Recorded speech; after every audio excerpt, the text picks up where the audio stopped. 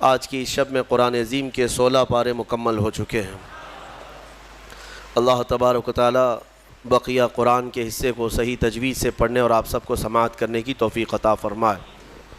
عزیزان گرامی، آج سورہ مریم کی اور سورہ طٰہٰ کی تلاوت آپ نے سماعت کیا ہے۔ قرآن عظیم میں یہ ایک ہی سورت ہے جو ایک عظیم عورت کے نام پر آئی ہے، وہ سیدہ بی بی مریم رضی اللہ تعالیٰ عنہا ہیں۔ سورہ آل عمران کی تفسیر کے موقع پر میں نے عرض کیا تھا حضرت سیدہ بی بی مریم کی ولادت کا مسئلہ، اور آج پورا انہی کے نام کی ایک سورہ ہے۔ ہمارے بعض بزرگوں نے عورتوں کو تاکیداً کہا ہے اچھے رشتے کے لیے، صالح رشتے کے لیے جوان لڑکیاں سورہ مریم کی تلاوت کیا کریں، اللہ اس کی برکت سے نیک رشتے عطا کرے گا۔ اور خاص طور پر حاملہ عورتیں آسانی وضع کے لیے، ولادت کی آسانی کے لیے سورہ مریم کی تلاوت کیا کریں۔ حضرت بی بی مریم نہایت ہی پاکیزہ خواتین میں ہیں، بلکہ دنیا کی سب سے پاک باز عورتوں میں آپ کا نام آتا ہے۔ آپ کی پرورش بیت المقدس میں ہوئی۔ جب آپ جوانی کو پہنچیں تو جوانی کو جب آپ آئیں تو ایک دن ایسا ہوا کہ جبرائیل امین علیہ السلام تشریف لائے اور یوں کہا کہ میں اللہ کی طرف سے تجھے ایک بیٹا دینے کے لیے آیا ہوں۔ حضرت بی بی مریم نے پکار کر کہا مجھے بیٹا کیسے ہو سکتا ہے؟ انا یکون لی غلام ولم یمسسنی بشر ولم اک بغیہ، مجھے کیسے بچہ ہو سکتا ہے؟ آج تک مجھے کسی انسان نے چھوا بھی نہیں، کسی انسان نے مجھے، یعنی بلوغیت کے بعد کسی اجنبی مرد نے مجھے چھوا تک نہیں، ولم اکو بغیہ، اور نہ ہی میں کوئی برے عادتوں والی عورت ہوں، تو مجھے بیٹا کیسے ہو سکتا ہے؟ تو جبرائیل امین نے کہا کہ میں تیرے رب کی طرف سے قاصد بن کر کے آیا ہوں، اور تیرا رب یہی چاہتا ہے کہ بغیر کسی انسان کے چھوئے تجھے اللہ ایک بیٹا عطا کرے۔ قال کذالک قال ربک هو علی ہین، اور حضرت جبرائیل نے کہا کہ مریم یہ تمہارے رب کے لیے کوئی مشکل مسئلہ نہیں ہے۔ جو رب تعالیٰ بغیر ماں اور بغیر باپ کے آدم کو پیدا کر سکتا ہو، وہ صرف بغیر باپ کے ایک عیسیٰ کو کیوں نہیں پیدا کر سکتا؟ تو انہوں نے ایک پھونک ماری اور حضرت بی بی مریم حاملہ ہو گئی۔ اسی لیے عیسیٰ علیہ السلام کا ایک لقب ہے، ان کو روح اللہ کہا جاتا ہے۔ روح اللہ کہا جاتا ہے کیوں؟ اللہ کی روح نہیں، یہ اللہ تبارک و تعالیٰ کے امر سے، حکم سے، صرف پھونک سے آپ پیدا ہوئے، صرف ایک پھونک سے۔ بی بی مریم جب حاملہ ہو گئیں، اب وہ گھبرانے لگیں۔ یہ تو پتہ ہے جب حضرت بی بی مریم کو معلوم ہے، ان کے رب کو معلوم ہے، لیکن دنیا کیا کہے گی؟ کیا لوگ ایسے ہی مان لیں گے؟ لیکن سارے لوگ حضرت بی بی مریم کی طہارت کو تو مانتے تھے، ان کی پاکیزگی کا سب لوگ اقرار کرتے تھے، لیکن جب آپ حاملہ ہو گئیں تو پھر اللہ تبارک و تعالیٰ کا حکم ہوا آپ کو کہ آپ آبادی سے یہ نکل جائیں، یہاں سے دور نکل جائیں۔ اور کھجوروں کا ایک باغیچہ ہے، اس میں وہ چلی گئیں جب ولادت کا وقت قریب آیا، اور اللہ تبارک و تعالیٰ نے انہیں وہاں جانے کا حکم دیا۔ اب وہاں جب وہ پہنچیں تو درد کی شدت تھی آپ کو بھی، اور حضرت بی بی مریم نے درد زہ میں جو الفاظ کہے وہ بھی قرآن میں آیا، فناداہا من تحتہا اللہ تحزنی قد جعل ربکی تحتکی سریہ۔ وہ پکارنے لگیں اور یہ کہتی تھی یا لیتنی مت قبل ھذا وکنت نسیا منسیا، اے کاش میں اس سے پہلے مر گئی ہوتی۔ یہ درد جو ہوتا ہے نا بچے کی ولادت سے پہلے، یہ بہت شدید ہوتا ہے، اور عورتوں کو اسی کا اجر بھی دیا جاتا ہے۔ اگر بچے کی ولادت کے دوران کسی عورت کا انتقال ہو گیا تو اسے شہید کا مقام دیا جاتا ہے، وہ شہادت ہے، اس کی شہادت کا مقام ہے۔ درد زہ کو، یہ جو ولادت کا درد ہوتا ہے عورتوں کو، بعض حکماء نے کہا ہے، کچھ حکیموں نے، کہ روح نکلنے کے وقت 40 ایسی بڑی ہڈیاں ہیں جس سے روح نکل جاتی ہے تو موت آ جاتی ہے. 40 ہڈیوں سے جب روح نکل جائے تو موت آتی ہے. بچے کی ولادت کے وقت عورت کی 39 ہڈیوں سے روح نکل چکی ہوتی ہے. اب اس سے اندازہ کریں کہ وہ موت کے منہ میں قریب جا کر واپس آتی ہے. ایک بچے کو جنم دینا دنیا میں، یہ اللہ تبارک و تعالیٰ ہی ان عورتوں کو صبر دیتا ہے، اور وہ درد اور وہ تکلیف کو برداشت کرنے کی اللہ تبارک و تعالیٰ ہی انہیں طاقت عطا کرتا ہے، ورنہ اس درد کو سہنا ہر ایک کا کام نہیں ہے. بہرحال حضرت بی بی مریم نے اس درد کی شدت میں جو پکارا وہ قرآن میں آیا ہے، قرآن میں آیا. اسی لیے تو حدیث پاک میں بھی ملتا ہے کہ سوال ہوا میرے آقا صلی اللہ تعالیٰ علیہ وسلم سے کہ میں یا رسول اللہ اپنی بوڑھی ماں کو اپنے کندھے پر بٹھا کر حج کرا چکا ہوں، خانہ کعبہ کے ساتھ طواف اور گرم زمین جس میں ننگے پیر میرے تلووں میں آبلے پڑ گئے ہیں، تو کیا میں نے اپنی ماں کا حق ادا کر دیا؟ حضور پاک صلی اللہ تعالیٰ علیہ وسلم کا جواب سنیں. ان سے فرمایا کہ تم نے اپنے کندھے پر اپنی بوڑھی ماں کو بٹھا کر حج کرایا، طواف کعبہ کروایا، تم اس کے حق کی بات کرتے ہو. جب تم اپنی ماں کے پیٹ میں تھے ایک جھٹکا تم نے جو لگایا تھا اس کا بھی حق نہیں ادا ہوا، کیونکہ بچہ جب گھومتا ہے پیٹ کے اندر ماں کے، ہر گھومنے کے وقت، ہر چکر کے وقت اس کا ایک الگ درد ہوتا ہے. 9 مہینے وہ بچوں کو اٹھاتی ہے. میرے عزیزو، اگر تمہارے پیٹ میں کھانا زیادہ ہو جائے تو پیٹ بھاری پڑ جاتا ہے اور آپ چل پھر نہیں پاتے، جلدی سے آپ سکون کی جگہ ڈھونڈتے ہیں کہ میں پیٹ خالی کر لوں یا ہلکا کر لوں. اور اس عورت کو، ماں کو اللہ نے 9 مہینے تک تمہارا بوجھ دیا اور وہ اٹھائے گھومتی رہتی، پھرتی رہتی ہے. سیدہ بی بی مریم نے ولادت کے وقت یہ فرمایا. اس کے بعد رب تعالیٰ کی طرف سے یہ ان کو ندا آئی کیا کہ جب وہ وہاں قریب لیٹی تھی ایک پتھر پر، اور ان کے قریب میں ہی ایک کھجور کا درخت تھا، رب تعالیٰ نے فرمایا وَهُزِّي إِلَيْكِ بِجِذْعِ النَّخْلَةِ تُسَاقِطْ عَلَيْكِ رُطَبًا جَنِيًّا. مریم اس درخت کو پکڑ کر کے ہلاؤ، تم پر پکی تازی کھجوریں گریں گی.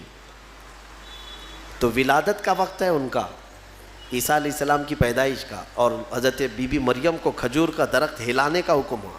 انہوں نے ہلایا تو پکی کھجوریں ان پر گریں. رب تعالیٰ نے فرمایا فَكُلِي وَاشْرَبِي وَقَرِّي عَيْنًا، مریم کھا اور پی لے اور اپنی آنکھوں کو ٹھنڈی کر لے. مفسرین فرماتے ہیں درد زہ کے وقت اگر کسی عورت کو کھجور دیا جائے تو یہ قرآن پاک کے نسخے کے اعتبار سے اللہ تعالیٰ اس کے درد میں آسانی عطا فرماتا ہے، کیونکہ حکیم مطلق رب ذوالجلال نے حکم دیا بی بی مریم کو کہ کھجور کھاؤ. تو کھجور کا حکم بھی ہے. ہمارے بزرگوں کے ہاں رواج تھا کہ ولادت کے وقت جب تکلیف زیادہ ہوتی تو وہ کچھ کھجوریں لا کر کسی امام کے پاس، عالم دین کے پاس لاتے کہ کچھ دم کر کے دے دیں کہ گھر میں ولادت ہونے والی ہے. اب کہاں ہے، کون سا کھجور، کون سی مٹھائی، سیدھے آپریشن تھیٹر میں لے جانا ہے اور بند کرنا ہے، کاٹنا ہے پھر نکالنا ہے. خیر، اللہ تبارک و تعالیٰ آج بھی جو لوگ اسلام پر چلنا چاہتے ہیں ان کے لیے آسانیاں عطا فرماتا ہے. یقیناً تھوڑی ہی دیر کے بعد حضرت عیسیٰ علیہ السلام کی ولادت ہوئی. یہ بیت اللحم جو جگہ ہے آج بھی وہ فلسطین میں ہے. بیت اللحم جس پتھر پر حضرت عیسیٰ علیہ السلام کی ولادت ہوئی وہ جگہ آج بھی موجود ہے. پھر وہاں سے حضرت بی بی مریم نے اپنے بچے کو اٹھایا، کوئی نہیں تھا وہاں پر. ان کے حمل سے لے کر ولادت تک کوئی بھی قریب نہیں آیا اور نہ زندگی میں کبھی ان کو کسی نے چھوا. آپ نے گود میں اٹھایا. اب کیا کریں گی، بچہ آ گیا ہے. رب تعالیٰ نے فرمایا فَإِمَّا تَرَئِنَّ مِنَ الْبَشَرِ أَحَدًا فَقُولِي إِنِّي نَذَرْتُ لِلرَّحْمَنِ صَوْمًا فَلَنْ أُكَلِّمَ الْيَوْمَ إِنسِيًّا. مریم اب اپنی بستی کی طرف جاؤ گی، اگر کوئی انسان تمہیں نظر آئے، لوگ اگر نظر آئیں تو بات مت کرنا کسی سے. ان سے کہنا آج میں نے چپ رہنے کا روزہ رکھا ہے. ہاں اس شریعت میں ہوا کرتا تھا چپ کا روزہ، خاموشی کا روزہ، کہ دن بھر خاموش رہنے کا بھی روزہ ہوا کرتا تھا. اب یہ بھی کیسے بتائیں گی؟ وہ اشارے سے. اس زمانے میں ہوتا تھا جب کوئی خاموشی کا روزہ رکھتا تو وہ اشاروں سے بات کرتا، سامنے والا سمجھ جاتا آج اس کا خاموشی کا روزہ ہے. کاش یہ روزہ اور بھی ہمارے ساتھ ہوا کرتا، لیکن اس شریعت میں ہمارے ہاں چپ کا روزہ نہیں ہے، خاموشی کا روزہ نہیں ہے. میں تو یہ سوچتا ہوں کم سے کم عورتوں کے لیے تو ہو جاتا. خاموشی کا روزہ بڑا ثواب ہے، وہ بہت بڑی غلطیوں سے، گناہوں سے بچ جاتی. آپ کو اندازہ نہیں ہے، میرے آقا صلی اللہ علیہ وسلم نے زبان کو یوں 2 انگلیوں سے پکڑ کر کے فرمایا تھا، پکڑ کر کے، تمہارے 2 جبڑوں کے بیچ میں گوشت کا ایک ٹکڑا ہے. حضور نے فرمایا کہ یہ انسان کو جنت میں بھی لے جاتا ہے اور دوزخ میں بھی لے جاتا ہے. ہاں، اور پھر ایک حدیث پاک ہے، حضور فرماتے ہیں 2 جبڑوں کے بیچ میں ایک گوشت کا ٹکڑا زبان، 2 رانوں کے بیچ میں ایک گوشت کا ٹکڑا شرمگاہ، جس نے ان 2 چیزوں کی حفاظت کی ذمہ داری لے لی، میرے آقا فرماتے ہیں میں اسے جنت میں لے جانے کی ضمانت دیتا ہوں، جنت میں لے جانے کی ضمانت دیتا ہوں. یہ 2 چیزوں کی اگر کوئی حفاظت کر لیا. خیر، حضرت بی بی مریم اپنے بچے کو لے کر کے آئی. لوگ دیکھنے لگ گئے کہ مریم ہے اور اس کی گود میں بچہ ہے. تو ظاہر سی بات ہے قوم کا جو رویہ ہوتا ہے، سیدھے پکار کر کہنے لگے یا اخت ہارون ما کان ابوک امرأ سوء وما کانت امک بغیہ. اے مریم یہ کیا کر لیا تو نے؟ اخت ہارون جو ہے اس وقت سب سے پاک عورت کو کہا جاتا تھا.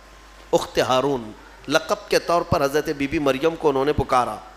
نہ تمہارے باپ برے تھے نہ تمہاری ماں بری تھی، یہ تو نے کیسے کر لیا؟ یہ بچہ تیری گود میں کیسے آیا؟ فاشارت الیہ، انہوں نے اشارہ کیا اپنے بچے کی طرف، کیونکہ اللہ تعالیٰ کا حکم تھا اگر کوئی بات کرے تو بات مت کرنا، اپنے بچے کی طرف اشارہ کر دو. آج میں خاموشی کا روزہ ہوں. اشارہ کیا اپنے گود والے بچے کی طرف، 1 دن کا بچہ ہے. تو لوگ بول پڑے کہ تو اس کی طرف اشارہ کر رہے. قالوا کیف نکلم من کان فی المہد صبیا، ہم کیسے بات کریں اس سے جو آج گود میں ہے تیرے، آج کا بچہ ہے. قرآن میں ہے جب وہ لوگ بحث کر رہے تھے، قال انی عبد اللہ آتانی الکتاب وجعلنی نبیا، ابھی وہ بحث کر رہے تھے، عیسیٰ علیہ السلام گود سے ہی بول پڑے. کیا بولے؟ بولنے لگے اے لوگوں میں اللہ کا بندہ ہوں، انی عبد اللہ، اللہ نے مجھے کتاب عطا کیا ہے، وجعلنی نبیا، اور نبی بنا کر بھیجا ہے، وجعلنی مبارکن اینما کنت، اور جہاں میں رہوں گا برکت کا ذریعہ بنوں گا، اور اللہ تعالیٰ نے مجھے نماز کا اور زکوٰۃ کا حکم دیا ہے، اور میری والدہ کے ساتھ اچھائی کا سلوک کرنے، حسن سلوک کرنے کا حکم دیا ہے. اور پھر آخر میں عیسیٰ علیہ السلام اس جملے پر اپنی بات ختم کرتے ہیں. کون سا جملہ؟ والسلام علی یوم ولدت و یوم اموت و یوم ابعث حیا، سلامتی ہو اس دن پر جس دن میں پیدا ہوا اور جس دن میرا انتقال ہوگا اور جس دن مجھے اٹھایا جائے گا. اتنا بات کیا حضرت عیسیٰ علیہ السلام اور پھر خاموش ہو گئے. یہ معجزہ نہیں تو اور کیا ہے؟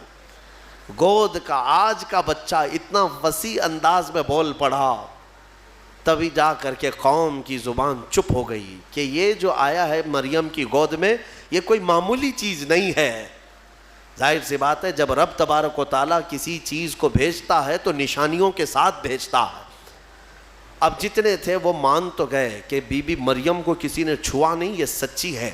اور جب گود کا بچہ بول رہا ہے تو یہ اور سچی بات ہے، یہ محیر العقول چیز ہے، آج تک ہم نے کبھی دیکھا نہیں. عیسیٰ علیہ السلام بولے. پھر اس کے بعد عیسیٰ علیہ السلام کو حضرت بی بی مریم اپنے گھر تو لے گئیں. یہاں پر رک کر کے میں ایک بات عرض کرنا چاہوں گا.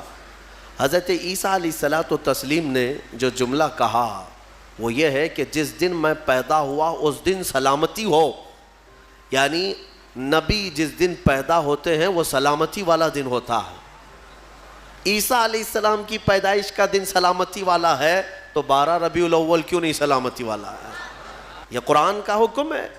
نبی خود اپنی ولادت کے دن سلام بھیج رہے ہیں اور امتی اپنے نبی کے پیدائش کے دن پر سلام بھیجے تو یقیناً یہ باعث برکت ہے اور قرآن کے مطابق ہے. اچھا یہ ایک بات اور بھی بتاؤں بہت کم عمر میں جن کو نبوت دی گئی، یعنی دنیا میں ظاہری طور پر وہ 3 نبی ہیں. ایک حضرت عیسیٰ علیہ السلام جن کو گود میں ہی پیدائش میں دے دی گئی. دوسرے یحییٰ علیہ السلام جو حضرت بی بی مریم کے ہاں ان کے باپ حضرت زکریا علیہ السلام نے دعا کی تھی تو اللہ ان کو دیا تھا. یحییٰ علیہ السلام بھی پیدا ہوتے ہی نبی ہو گئے تھے، نبوت کے ساتھ دنیا میں آئے. تیسرے حضرت یوسف علیہ السلام جب ان کے بھائیوں نے انہیں کنویں میں ڈالا تھا تب ان کو، یہ چھوٹی عمر میں جن کو نبوت دی گئی وہ 3 انبیاء اکرام ہیں. یہ تو دنیا کی زندگی کے اعتبار سے. لیکن اگر کوئی یہ کہتا ہے کہ ہمارے آقا محمد صلی اللہ علیہ وسلم کو 40 سال کی عمر میں نبوت دی گئی تو یہ جملہ غلط ہے. میرے عزیزو، حضور کو نبوت دی گئی نہیں، نبی ہونے کا اعلان کرنے کا حکم دیا گیا. نبوت کب دی گئی وہ خود رسول سے پوچھو. میرے آقا فرماتے ہیں کنت نبیا وآدم بین الماء والطین، میں تو اس وقت بھی نبی تھا جب آدم علیہ السلام کو ابھی مٹی اور پانی میں گوندا جا رہا تھا. آدم علیہ السلام کا ابھی پتلا بھی نہیں تیار ہوا تھا. حضور فرماتے ہیں میں اس وقت بھی نبی تھا. تو نبی تو میرے آقا صلی اللہ علیہ وسلم پہلے سے تھے. بہرحال صالح علیہ السلام اللہ کے نبی ہیں. ان کی قوم بڑی سرکش تھی، نافرمان تھی اور پتھروں کی پوجا کرتے تھے اور پتھروں کے گھر بناتے تھے انہیں تراش تراش کر کے. حضرت صالح علیہ السلام نے ان کو اللہ کی طرف بلایا تو وہ نشانی مانگنے لگے، کوئی نشانی بتاؤ کہ تم اللہ کے رسول ہو. تو اس زمانے میں پتھروں کے لیے ان کا بڑا مسئلہ تھا کہ پتھروں کی عبادت بھی ہے، پتھروں کے گھر بھی بناتے تھے. حضرت صالح علیہ السلام نے اپنی قوم کو ایک جگہ جمع کیا اور ایک پتھر کو، پہاڑ کا ایک پتھر ہے، اس پتھر کو حکم دیا تو اللہ تعالیٰ نے اس پتھر کے اندر سے ایک اونٹنی پیدا فرمائی. ناقۃ اللہ، اس کو اللہ کی اونٹنی. اب مجھے بتاؤ کیا یہ عقل تسلیم کرے گی کہ ایک اونٹنی کو پیدا ہونے کے لیے اس کے بھی تو ماں باپ ہونے چاہیے، وہ بھی کسی اونٹنی کی پیٹ سے پیدا ہوگی؟ لیکن اتنا محیر العقول واقعہ کہ پتھر اور اونٹنی کا کیا میل. ہاں یہ بھی بات سمجھ میں آ سکتی ہے کہ ہاتھی کے ہتھنی کے پیٹ سے کوئی اونٹنی پیدا ہو گئی یا کسی جانور کے پیٹ سے کوئی دوسرا جانور پیدا ہو گیا، کچھ قریب تو سمجھ میں آتا ہے. لیکن پتھر کے اندر سے اونٹنی پیدا ہونا یہ سمجھ میں آتا ہے.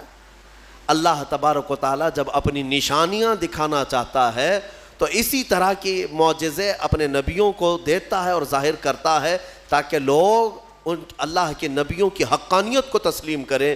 اسی لیے ہم کہتے ہیں کہ پتھروں سے پانی کا جاری ہونا سمجھ میں آتا ہے. اگر تم پیاسے ہو، ہم نے کہیں پتھر میں سوراخ کر دیا اور پانی بہنے لگ گیا تو آپ پانی پی لیں گے، ہو سکتا ہے تھوڑا بہت تعجب کریں گے، تھوڑا بہت تعجب کریں گے، ہاں انہوں نے پتھر سے پانی نکال دیا. لیکن دماغ میں تمہاری یہ تو ہے کہ بہت سارے پہاڑوں میں دیکھا ہے ہم نے پتھروں کے بیچ سے پانی بہتا ہے. لیکن محمد الرسول اللہ صلی اللہ علیہ وسلم کے صحابہ جب پیاسے ہوئے تو پتھر سے میرے آقا نے نہیں، انگلیوں کے بیچ سے پانی جاری کر کے دکھایا. سمجھ میں آتی ہے یہ بات؟ پتھر سے نکلنا تو سمجھ میں آتا، انگلیوں سے نکلنا، اور انگلیوں سے میرے عزیزوں پسینہ نہیں کہ 2 بوند 4 بوند نکل گیا ہو پانی اور اس کو جمع کر لیا ہو، بلکہ صحابہ فرماتے ہیں اس وقت مجمع میں 1400 صحابہ تھے اور سارے صحابہ نے پیٹ بھر کر پانی پیا. پنجاب رحمت حضور کی انگلیوں سے جو نکلے اس پانی سے سارے صحابہ 1400 صحابہ نے پانی پیا، اپنے مویشیوں کو جانوروں کو پلایا، اپنے برتنوں میں اور اپنے مٹکوں میں سب بھر بھی لیا.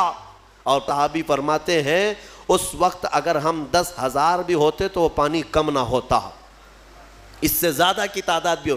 یہ جو معجزے ہیں اللہ تبارک و تعالیٰ کے نبیوں کے لیے دیے جاتے ہیں، اور یہ نشانیاں حضرت عیسیٰ علیہ الصلوۃ والتسلیم اللہ رب العزت کی کھلی نشانی تھے. اب آگے میں بتاتا ہوں.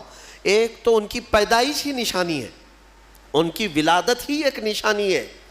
لیکن جب آپ جوان ہوئے ہیں اور لوگوں کو اللہ کی طرف بلائے، ایک خدا کی دعوت، اس کے باوجود لوگ نشانیاں پوچھتے رہے کیونکہ وہ یہودیوں کی جماعت میں آئے تھے.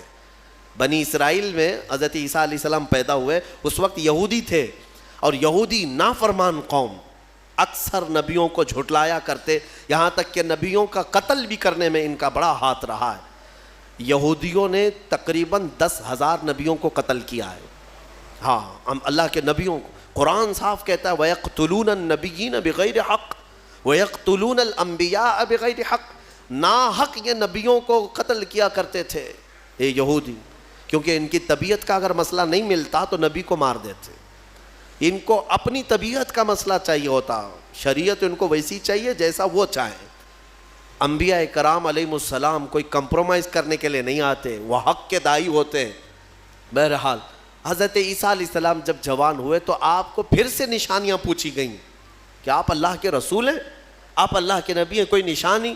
اب اللہ تعالیٰ نے آلریڈی ان کی ولادت ایک نشانی ہے, پھر ان کو معجزے عطا کیے. کون کون سے معجزے؟ عیسیٰ علیہ السلام کو 3 معجزے اور دیے گئے.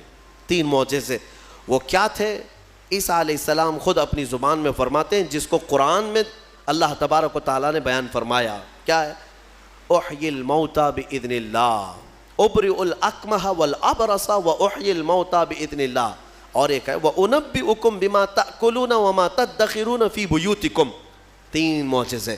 توجہ چاہتا ہوں, عیسیٰ علیہ السلام کو 3 معجزے دیے گئے.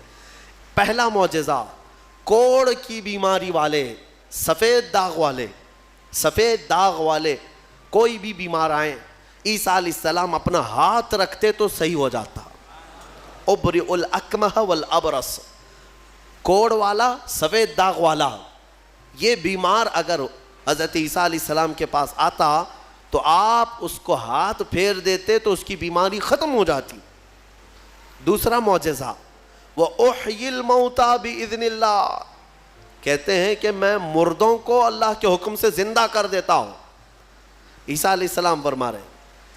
عیسیٰ علیہ السلام کا معجزہ یہ تھا کہ اگر وہ کسی قبر کو ٹھوکر مارتے تو قبر سے مردہ زندہ کھڑا ہو جاتا, مرنے کے بعد دوبارہ زندہ کرتے. عیسیٰ علیہ السلام کبھی کبھار مٹی کے پرندے بناتے, ان میں پھونک مارتے تو وہ اڑنے لگتے تھے. ہاں, مٹی کے پرندوں کو پھونک مارتے تو وہ اڑنے لگتے زندہ ہو کر. 2 معجزے ہو گئے. تیسرا معجزہ اہم ہے. عیسیٰ علیہ السلام فرماتے ہیں وَأُنَبِّئُكُمْ بِمَا تَأْكُلُونَ وَمَا تَدَّخِرُونَ فِي بُيُوتِكُمْ, تم اپنے گھروں میں بیٹھ کر جو کچھ بھی کھاتے ہو اور جمع کرتے ہو, عیسیٰ علیہ السلام فرماتے میں یہیں بیٹھ کر کے سب بتا دیتا ہوں, ساری چیزوں کی میں خبر دیتا ہوں. عیسیٰ علیہ السلام کا معجزہ یہ تھا کہ تم اپنے گھروں میں جو کھاتے ہو, جمع کرتے ہو, سب کی خبر عیسیٰ علیہ السلام کو ہے.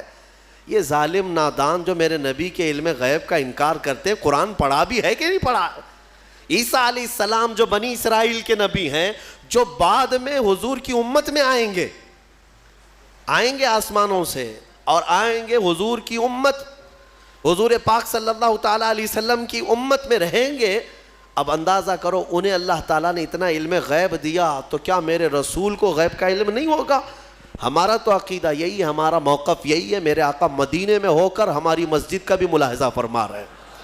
ہاں, وہ پوری دنیا کو ایسے دیکھتے ہیں جیسے اپنے ہتھیلی کو دیکھتے ہیں. خود میرے آقا نے فرمایا, مسلم شریف کی حدیث ہے, اللہ کے حبیب فرماتے ہیں ان اللہ زوى لی الارض, اللہ نے پوری روئے زمین کو میرے لیے سمیٹ دیا ہے, اور میں پوری روئے زمین کو ایسے دیکھتا ہوں جیسے ہتھیلی کو دیکھتا ہوں. 3 معجزے ہیں عیسیٰ علیہ السلام کی, یاد رکھیے گا. اب میرا سوال بھی سن لیجئے توجہ کے ساتھ. ایک ہے وہ کوڑ کی بیماری اور برس کی, سفید داغ کی بیماری والے کو ہاتھ رکھتے تو کیا ہوتا؟ کیا ہو جاتا؟ صحیح ہو جاتا. حاضر ہے آپ کا دماغ؟ بہت اہم چیز. دوسری چیز ہے مرے ہوئے آدمی کو ٹھوکر مار کر زندہ کر دیتے تھے. چلے 2 ہی پر ہم بات کرتے ہیں. یہ بیماریوں سے شفا دینا کس کا کام ہے؟ عقیدہ تو یہی ہے نا, اللہ کا کام ہے. پھر سوال تو یہاں ان لوگوں کے لیے بھی بن پڑتا ہے جب ہم اپنے مصطفیٰ کے لیے کہتے ہیں یا رسول اللہ شافی و نافی ہو تم, وافی و کافی ہو تم, درد کو کر دو دوا, تم پہ کروڑوں درود. ارے یہ بریلوی شرک کر رہا ہے. رسول کو کہہ رہا ہے شافی ہیں, رسول کو کہہ رہا ہے کافی ہیں. رسول شفا دیں گے؟ جب ہم درود تاج میں پڑھتے ہیں دافع البلاء والوباء والقحط والمرض والالم, ہمارے رسول بلاؤں کو دفع کرنے والے, وباؤں کو دفع کرنے والے, درد کو دور کرنے والے, ہر کرب سے آزاد کرنے والے. ہم پڑھتے ہیں درود میں تو اس پر کچھ لوگوں کا پیٹ درد ہوتا ہے اور کہتے ہیں کیسے تم رسول کو کہہ رہے ہو کہ وہ بیماریوں سے دور کرنے والے ہیں، وہ کیسے دور کر سکتے ہیں؟ ان سے میرا سوال یہ، قرآن کی کوئی آیت پڑھا بھی ہے یا نہیں؟ عیسیٰ علیہ السلام خود کہہ رہے ہیں کوڑ کی بیماری اور برس کی بیماری والے کو میں ہاتھ رکھ دوں تو صحیح ہو جاتا ہے۔ عیسیٰ علیہ السلام ہاتھ رکھ دیں تو صحیح ہو جاتا ہے۔ اچھا اس سے بھی بڑی چیز، زندگی دینا اللہ کا کام، موت دینا اللہ کا کام، یہ اللہ تبارک و تعالیٰ کی قدرت میں ہے، اور مرنے کے بعد دوبارہ اٹھانا یہ تو اور بڑی بات ہے، یہ اللہ کی قدرت میں ہے۔ اور وہ کام عیسیٰ علیہ السلام کہہ رہے ہیں کہ میں مردوں کو زندہ کرتا ہوں۔ میرے عزیزو، اب یہ شرک نہیں ہوا؟ عیسیٰ علیہ السلام کے بارے میں اگر کوئی عقیدہ رکھے گا کہ وہ مردوں کو زندہ کرتے تھے تو شرک ہو جائے گا؟ کچھ لوگوں کے فتوے کے حساب سے تو شرک ہے، کیونکہ وہ رسول کے واقعات کو نہیں مانتے۔ غوث پاک نے اگر کسی مردے کو زندہ کیا تو کہتے ہیں یہ جھوٹی کہانیاں ہیں، ہاں یہ کیسے ہو سکتا ہے، یہ صرف اور صرف اللہ رب العزت کا کام۔ پھر قرآن جو عیسیٰ علیہ السلام کے بارے میں بتا رہا ہے، کیا عیسیٰ خدا ہیں؟ عیسیٰ علیہ السلام خدا ہے؟ یہاں ایک نقطہ سمجھ کر کے چلو، اللہ رب العزت یقیناً قادر مطلق ہے، رزاق وہی ہے، خالق وہی ہے، شافی وہی ہے، لیکن اگر وہ اپنی طاقت کسی محبوب رسول یا نبی کو شفا دینے کی طاقت دے دے، دوبارہ زندہ کرنے کی طاقت دے دے، یا بیماریوں سے دور کرنے کی طاقت دے دے، تو اس میں کسی کے پیٹ درد ہونے کی ضرورت نہیں۔ مولا جسے جو چاہے وہ مقام عطا فرمائے، یہ شرک بھی نہیں ہے، اللہ جسے جو چاہے وہ عطا فرمائے۔ اسی لیے ہمارا موقف یہ ہے الحمدللہ کہ ہم مانتے ہیں کہ رسول پاک صلی اللہ تعالیٰ علیہ وسلم بیماریوں کو دور کرتے تھے، لیکن ہم انہیں خدا نہیں مانتے۔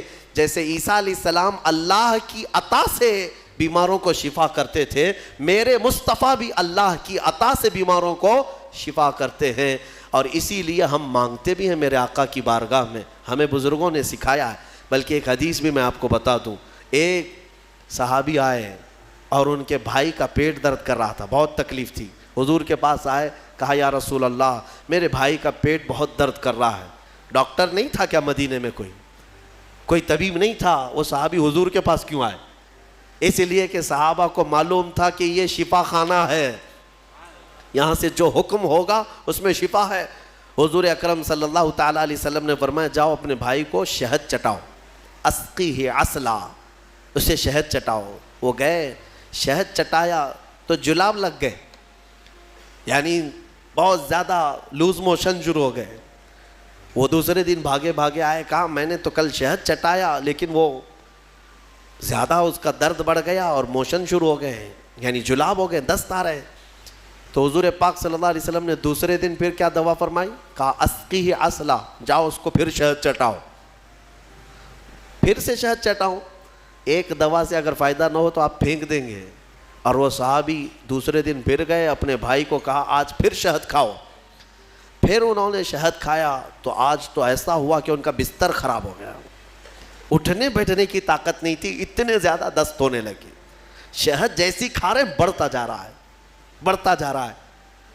تو کوئی آ کے یہ تو کہہ سکتا تھا کہ ریئیکشن ہو رہا ہے دوا بدل دیں۔ تیسرے دن آئے وہ صحابی، کہا یا رسول اللہ اب تو اور حالت بری ہو گئی، بہت زیادہ تکلیف پہ ہے۔ تیسرے دن میرے آقا صلی اللہ علیہ وسلم نے فرمایا جا اپنے بھائی کو شہد چٹا۔ تیسرے دن بھی اس صحابی نے کہا یا رسول اللہ شہد چٹاؤں؟ کہا ہاں، تیرے بھائی کا پیٹ جھوٹ بول رہا ہے، اللہ کا نبی سچ بول رہا ہے۔ وہ گئے، تیسرے دن شہد چٹایا۔ تیسرے دن جب شہد چٹایا تو نہ جلاب ہے نہ درد ہے، بلکہ پہلے سے بہتر صحت ہے، صحت و تندرستی پہلے سے بہتر ہے۔ وہ آئے، میرے عزیزو کہنا یہ تھا کہ حضور پاک صلی اللہ تعالیٰ علیہ وسلم نے پھر ارشاد فرمایا کہ تمہارے بھائی کو شہد کی جو تجویز کی گئی تھی وہ اللہ تبارک و تعالیٰ کے حکم سے ہے کہ شہد میں اللہ نے شفا رکھا ہے۔ اب وہ گڑبڑ کیوں ہو رہی تھی؟ ایک بار چٹانے کے بعد اور گڑبڑ۔ شیطان اس طرح سے کرواتا ہے تاکہ تمہارا عقیدہ رسول کی بات پر نہ رہے، اور اگر تم جمے رہ گئے اسی بات پر تو شفا تو اللہ ہی کی طرف سے آئے گی۔ بسا اوقات ایسا ہوتا ہے کہ کچھ لوگ ہم سے آ کر کے کہتے ہیں کہ حضرت کوئی وظیفہ دے دیجئے. وظیفہ دیے, جو کام تھا وہ بھی چھوٹ گیا. آپ نے جو دیا اس سے ریئیکشن ہو گیا ہے. اکثر لوگوں کو ایسا لگتا ہے ہمارے پاس وظیفہ لیتے ہیں, تعویذ لیتے ہیں, 2 دن کے بعد پھر بولتے ہیں کہ حضرت ابھی تک کچھ ہوا نہیں ہے. تو کیا ہمارے پاس موسیٰ علیہ السلام کی چھڑی ہے کہ ابھی ماریں گے تمہاری دکان کھل جائے گی, بازار میں تمہارا انبار لگ جائے گا؟ صبر بھی تو کوئی چیز ہے. آپ جن چیزوں کو تجویز کیا جاتا ہے علماء ربانیین کی طرف سے احادیث کے ذریعے سے, اس پر صبر ہوگا, اللہ تبارک و تعالیٰ تمہیں آزمائے گا, اور اگر تم کھرے اتر گئے تو انشاءاللہ ساری برکتیں تمہیں اللہ عطا فرمائے گا. دوسری ایک صحابی آئی حضور کے پاس, ان کا بیٹا گونگا تھا, بولتا نہیں تھا, 8 سال کا یا 9 سال کا بچہ تھا, پیدائشی, بولتا نہیں. حضور کے پاس لائی اور کہا کہ حضور یہ میرا بچہ بولتا نہیں ہے, اسے کچھ فرما دیں, بولنے کی طاقت دینا اللہ کا کام ہے. وہ صحابیہ حضور کے پاس کیوں آئی؟ شرک کرنے آئی تھی؟ نعوذ باللہ من ذالک. صحابہ کا عقیدہ یہی تھا, بخدا خدا کا یہی ہے در, جو بریلی کے امام نے ہمیں سکھایا ہے. بخدا خدا کا یہی ہے در, نہیں اور کوئی مفر مقر, جو وہاں سے ہو یہیں آ کے ہو, جو یہاں نہیں تو وہاں نہیں.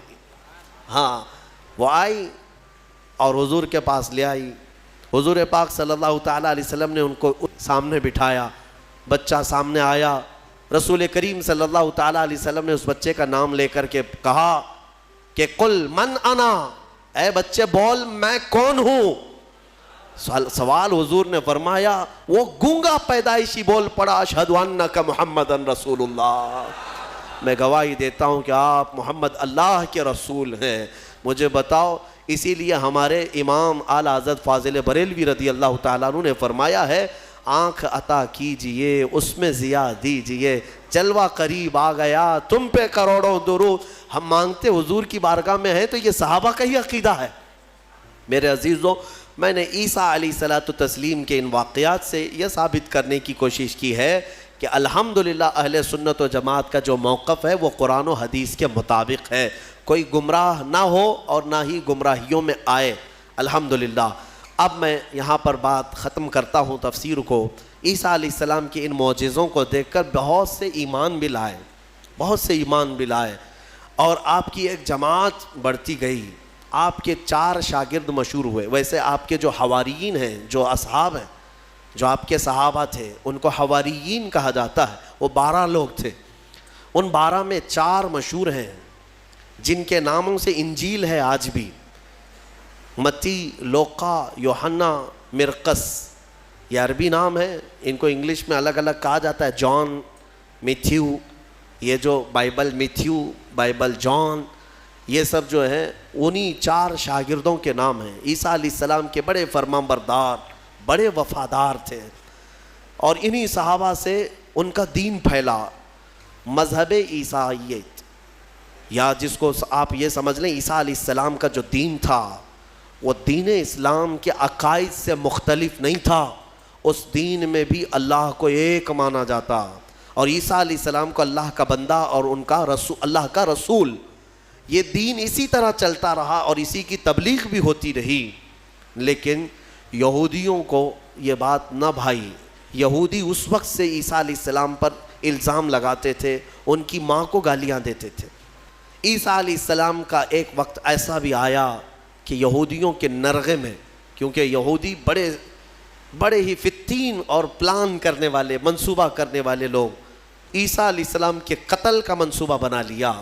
اور اس قتل کے منصوبے سے وہ آخری دن تھا عیسیٰ علیہ السلام کا, جس گھر میں عیسیٰ علیہ السلام ایک باغیچے میں اپنے شاگردوں کے ساتھ رہے, ان کو تعلیمات دی اور سب کو رخصت کیا اور کہا آج کے بعد میں تم سے ملاقات نہیں کروں گا, تم دین حق پر قائم رہنا. شاگرد سب چلے گئے, عیسیٰ علیہ السلام تنہا گھر میں تھے. یہودیوں کی ایک جماعت آئی قتل کے منصوبے سے, اور سب کے سب ہتھیار سے لیس ہو کر حضرت عیسیٰ علیہ السلام کے گھر کا گھیراؤ کر لیے. یہودیوں نے اپنے ایک آدمی کو اندر بھیجا کہ جاؤ دیکھ کر کے آؤ عیسیٰ کیا کر رہے ہیں, کس حالت میں ہے. ایک شخص اندر آیا, عیسیٰ علیہ السلام کو دیکھنے کے لیے یہودیوں کا ایک شخص اندر آیا، اور جیسے ہی وہ اندر آیا قرآن میں مولا فرماتا ہے وَلَكِنْ شُبِّهَ لَهُمْ، یعنی جس کا مفہوم یہ ہے کہ اللہ نے عیسیٰ علیہ السلام کی شکل اس آدمی کو دے دی اور عیسیٰ علیہ السلام کو آسمانوں پر اٹھا لیا، آسمانوں پر اٹھا لیا. بر رفعہ اللہ الیہ، قرآن میں اللہ فرماتا ہے اللہ نے ان کو اپنی طرف اٹھا لیا. عیسیٰ علیہ السلام آج بھی زندہ ہیں، آسمانوں پر باقی ہیں. اب وہ شخص اندر آیا، بہت دیر تک وہ باہر نہیں آ رہا تھا، تو یہودی باہر جو کھڑے تھے وہ پریشان تھے کہ ہمارا جو آدمی گیا ہے وہ آیا نہیں ابھی تک. اس کے بعد سبوں نے کہا چلو کہاں اس کو دیکھیں گے، حملہ کرتے ہیں. سب کے سب گھس گئے اور اندر جو شخص تھا وہ عیسیٰ علیہ السلام کی شکل کا دکھ رہا تھا، اسی کو پکڑ کر لائے، اس کو خوب مارا اور پھر لا کر کے باہر سولی پر چڑھا دیا، سولی پر چڑھا دیا، صلیب پر، اور پھانسی دے دی. پھانسی دینے کے بعد پھر ان کو یاد آیا ہمارا آدمی کہاں گیا جو ڈھونڈنے کے لیے گیا تھا. تو وہ کچھ لوگ تھے جو جانتے تھے پاؤں جو نیچے سے تھے وہ نہیں بدلے تھے، اللہ نے اس کی اصلی شکل پر ہی رکھا تھا. تو کچھ لوگوں نے پاؤں دیکھ کر کے کہا یہ تو ہمارا آدمی ہے، اس کے پاؤں تو ہمارے آدمی کی طرح ہے. لوگوں نے کہا اگر یہ ہمارا آدمی ہے تو پھر عیسیٰ کہاں گئے، عیسیٰ اس گھر سے کہاں گئے، ان کو ہم نے اندر جاتے دیکھا ہے، اندر ہم نے گھیرا کیا ہے، وہ کہاں گئے. اسی شک میں رہ گئے یہ عیسیٰ ہے کہ ہمارا آدمی ہے. کچھ کہتے ہمارا آدمی ہے، کچھ کہتے نہیں عیسیٰ ہے. اسی چکر میں رہ گئے یہ لوگ، ان کو پتہ ہی نہیں تھا کہ عیسیٰ علیہ السلام کہاں گئے. ظاہر سی بات ہے عیسیٰ علیہ السلام جب آسمانوں پر اٹھا لیے گئے، اب اگر یہ خبر کوئی دے گا تو کوئی اللہ کا نبی ہی دے گا نا، کوئی نبی ہی دے گا، غیب کی خبر کون دے گا. اور اتفاق کی بات عیسیٰ علیہ السلام کے آسمانوں پر اٹھائے جانے کے بعد سے لے کر 550 سال تک کوئی نبی نہیں آیا. اس کے بعد اگر کوئی نبی آیا تو ہمارے آقا محمد صلی اللہ علیہ وسلم آئے. صرف حضور آئے 570 سال کے بعد. میں آپ کو بتاتا ہوں ان یہودیوں کے چکر کو اور عیسائیوں کے چکر کو بھی، عیسائی بیچارے ان کو خود کو بھی نہیں معلوم تھا کہ ہمارے نبی کہاں ہیں. بعض کا عقیدہ یہ بن گیا کہ ہمارے نبی کو سولی پر چڑھا دیا گیا، اسی لیے آج بھی وہ لوگ صلیب ڈال کر کے گھومتے رہتے. ایک جماعت اس میں یہ بن گئی، ایک جماعت یہ کہنے لگی ہمارے نبی کو یہودیوں نے صلیب پر چڑھا دیا، پھانسی پر چڑھا دیا، اور اس پر پھر عقیدے گڑنے لگ گئے. عقیدے کیا کیا گڑ لیا کہ ہمارے نبی نے جو پھانسی پر چڑھ کر کے قربانی دی ہے، بلیدان دیا ہے، وہ ہم سب کے گناہ معاف کرانے کے لیے قربانی دی ہے. تو اب یہ جتنے چاہے گناہ کرتے رہے، خوب شراب پئیں، خوب ناچیں، کیونکہ وہ سولی پر چڑھ کر کے سب معاف کرا دیے. یہ ایک جماعت نے اس میں عقیدہ گڑھ لیا اور عیسائیوں کی ایک جماعت اسی پر چلتی رہی. ایک جماعت پھر بھی حق پر رہی جو عیسیٰ علیہ السلام کے چاروں شاگرد تھے. انہوں نے کہا نہ ہمارے نبی کو سولی پر چڑھایا گیا ہے، نہ ہمارے نبی نے ہمارے لیے قربانیاں دی ہیں، یعنی کہ وہ پھانسی پر چڑھ کر کے سب کے گناہ معاف کرائے، بلکہ ان کا عقیدہ تھا کہ اللہ رب العزت نے عیسیٰ علیہ السلام کو اپنے جلوں میں رکھا ہے. وہ کہاں ہے وہ اللہ بہتر جانے اور عیسیٰ جانے. ایک وقت آئے گا جب عیسیٰ کی حقیقت لوگوں کو معلوم ہوگی. یہ ایک حق جماعت ہمیشہ کہتی رہی اور اسی پر وہ لوگ باقی رہے. پھر اس میں فرقے بھی ہوئے، عیسائیوں میں بہت سارے فرقے بھی ہوئے، 70 سے زیادہ فرقے ہوئے، الگ الگ عقیدے. اور یہ فرقے بھی کس نے بنائے؟ یہودیوں نے بنائے. ان کے اندر گھس کر کے الگ الگ ان کے دماغ چینج کیے. پھر ٹرائنیٹی کا عقیدہ آ گیا کچھ عیسائیوں میں کہ عیسیٰ خدا کے بیٹے ہیں، مریم خدا کی بیوی ہے. کچھ لوگوں کا عقیدہ یہ بنا. پھر کچھ لوگوں کا عقیدہ بنا کہ 3 خدا ہیں، ایک خدا اللہ، ایک خدا جبرائیل، ایک خدا عیسیٰ. آج بھی کچھ لوگ ہیں اس میں، پروٹسٹ ہیں، کیتھولک ہیں اور آرتھوڈاکس ہیں. یہ سب جو فرقے بنے سب میں تھوڑا تھوڑا سا فرق ہے عیسیٰ علیہ السلام کو ماننے کے لیے. بعض کہتے ہیں گاڈ ہے، فادر ہے، اور پھر یہ سن ہے اور میری ہے، یہ 3 خدا ہے. ٹرائنیٹی کے عقیدے بنے. اب میں آپ کو بتاتا ہوں یہ میرے آقا صلی اللہ تعالیٰ علیہ وسلم کا احسان ہے پورے یہودیوں پر بھی اور عیسائیوں پر بھی، کیونکہ یہ جھگڑا کرتے رہے 500 سال تک. اتنا قتل کیا ہے عیسائیوں نے یہودیوں کا اور یہودیوں نے عیسائیوں کا. 500 سال اتنے قتل ہو گئے جس کا شمار نہیں کر سکتے. پورا فلسطین خون میں نہا جاتا تھا جنگوں میں. یہ دونوں جماعتیں لڑتی تھیں. وہ الزام لگاتے ان کی ماں پر اور یہ یہودیوں پر الزام لگاتے. اور قرآن بھی کہتا ہے وقالت الیہود لیست النصارى علی شیء وقالت النصارى لیست الیہود علی شیء. دونوں کہتے تھے. عیسائی کہتے تھے یہودی کوئی چیز ہی نہیں ہے اور یہودی کہتے عیسائی کوئی چیز ہی نہیں ہے. دونوں لڑتے تھے. 570 سال کے بعد میرے آقا صلی اللہ علیہ وسلم جب جلوہ بار ہوئے اور پھر میرے آقا پر قرآن کی آیتیں اتری اور سورہ مریم اتری, تب میرے آقا نے علل اعلان فرمایا کہ اے لوگوں مریم پر تہمت نہ رکھو, وہ اللہ کی سب سے پاک باز بندی ہیں. عیسائیوں کو احسان ماننا چاہیے میرے آقا کا کہ حضرت بی بی مریم کی طہارت پوری دنیا میں اگر عیسیٰ علیہ السلام کے بعد کسی نے بیان کی ہے تو میرے مصطفیٰ نے بیان کیا. اور دوسری بات, حضرت عیسیٰ علیہ السلام کہاں گئے, کہاں ہے, عیسائیوں کو بھی نہیں معلوم, یہودیوں کو بھی نہیں معلوم. میرے آقا صلی اللہ علیہ وسلم نے قرآن کی وحی اترنے کے بعد لوگوں کو بتایا کہ یہ سب آپس میں اختلاف کرتے ہیں. حقیقت یہ ہے کہ عیسیٰ علیہ السلام کو نہ پھانسی دی گئی نہ سولی پر چڑھایا گیا, بلکہ عیسیٰ علیہ السلام کو اللہ نے آسمانوں پر اٹھایا ہے اور قیامت کے قریب عیسیٰ علیہ السلام پھر دنیا میں نازل ہوں گے. یہ عقیدہ میرے آقا نے دیا. ان عیسائیوں کو تمیز نہیں ہے, انہیں پتہ نہیں ہے اسلام کی دشمنی میں مرے جاتے ہیں. انہیں معلوم ہونا چاہیے کہ اسلام کے آنے کے بعد یہ احسان ہے میرے آقا صلی اللہ علیہ وسلم کا کہ بی بی مریم کی بھی طہارت بیان کی اور عیسیٰ علیہ السلام کی حقیقت بھی بیان کی ہے. اللہ تبارک و تعالیٰ ان گمراہ عقیدوں سے ہماری حفاظت فرمائے. ہمیں سورہ فاتحہ میں مولا نے جو سنایا ہے, سکھایا ہے, وہ یہی ہے اہدنا الصراط المستقیم. دعا کرتے نا, اے اللہ ہمیں سیدھا راستہ چلا. کون سا سیدھا راستہ؟ صراط الذین انعمت علیہم, وہ راستہ جس پہ چلنے والوں پر مولا تو نے انعام نازل فرمایا. غیر المغضوب علیہم ولا الضالین, اے اللہ ان لوگوں کا راستہ نہ چلا جو بھٹک گئے اور جن پر تیرا غضب نازل ہوا. اب تفسیر پڑھیں گے تو آپ کو پتہ چلے گا کہ یہ دونوں کون ہیں جن پر اللہ کا غضب ہوا اور جو بھٹک گئے. جن پر غضب ہوا وہ یہودی ہیں اور جو بھٹک گئے وہ عیسائی ہیں. مولا تعالیٰ ان دونوں جماعتوں سے ہماری حفاظت فرمائے, ہمیں راہ حق عطا فرمائے اور مولا کریم ہمیں ہمارے مصطفیٰ کریم صلی اللہ علیہ وسلم کے دامن میں قیامت میں ہمارا حشر فرمائے. وآخر دعوانا ان الحمد للہ رب العالمین.